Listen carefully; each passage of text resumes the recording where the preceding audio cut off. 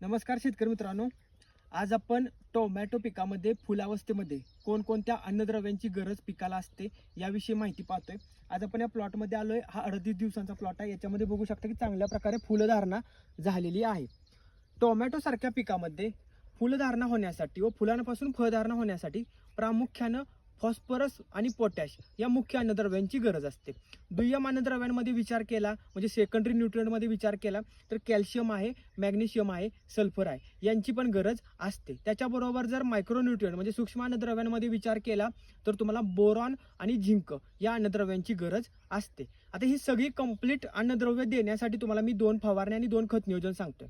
फवारणी क्रमांक 1 मध्ये तुम्ही घ्या बर्ड बिल्डर 2 ग्रॅम प्रति लिटर, सेनिफॉस 2 ml प्रति लिटर. त्याच्याबरोबर कोणतंही सीवीड घ्या.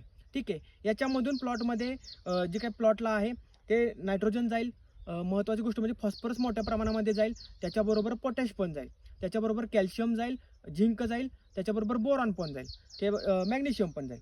सो या स्प्रेमधून हे न्यूट्रिएंट जातील. त्याच्यानंतर तुम्ही सेकंडरी स्प्रे कोणता घ्या तर सेकंडरी स्प्रेमध्ये तुम्ही घ्या MC सेट व्हॅलॅग्रोचं 2 ml प्रति लिटर आणि 5, 15, 45, 6 ग्रॅम प्रति लिटर.